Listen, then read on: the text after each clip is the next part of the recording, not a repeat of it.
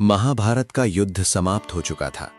कुरुक्षेत्र की धरती पर विजय नहीं, सिर्फ विनाश की राख बची थी। जब गांधारी अपने 100 पुत्रों की जली हुई देहों के पास पहुंची, तो उसका हृदय शोक से नहीं, बल्कि असहनीय पीड़ा और क्रोध से भर गया। उसी क्षण उसकी दृष्टि श्री कृष्ण पर पड़ी। वो जानती थी, कृष्ण चाहते तो ये युद्ध रुक सकता था। एक मुस्कान, एक इशारा और सैकड़ों माओं की गोद उजड़ने से बच सकती थी। आंसुओं में डूबी गांधारी ने कहा, हे माधव, आप सब जानते थे, फिर भी आपने मेरे 100 पुत्रों को मृत्यु के मार्ग पर जाने दिया। उस पीड़ा ने अभिशाप का रूप ले लिया।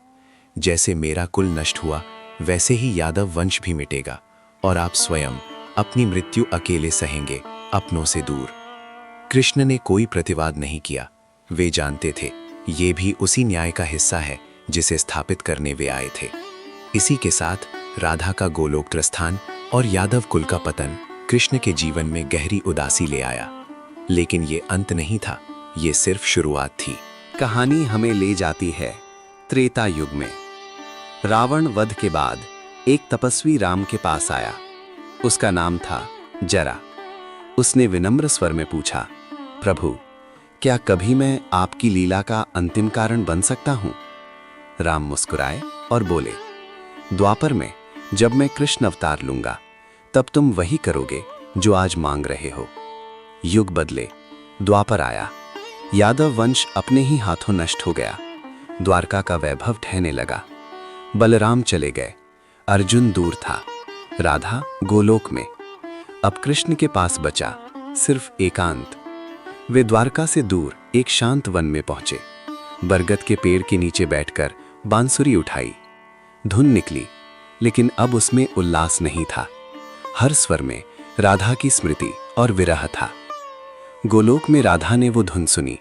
उनका हृदय कांप उठा, लेकिन वे नियमों से बंधी थीं। और उसी वन में शिकारी जरा अपना धनुष लिए घूम रहा था। झाड़ियों में चमकते कृष्ण के चरण जरा को हिरण प्रतीत हुए। उसने तीर चलाया। तीर सीधे कृष्ण के चरण में जा लगा। जरा भय से कांप उठा, रोते हुए गिर पड़ा। प्रभु, मुझसे अनजाने में भयंकर अपराध हो गया। कृष्ण ने शांत स्वर में कहा, नहीं जरा, तुम केवल माध्यम हो। यही वो क्षण था जिसके लिए मैं आया था। उनकी आंखें बंद हुईं। होठों से अंतिम शब्द निकले, राधे राधे, और शरीर निश्चल हो गया।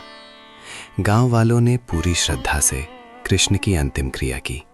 चंदन की चिता, भजनों की ध्वनि और टूटी बांसुरी, सब कुछ अग्नि को समर्पित हुआ।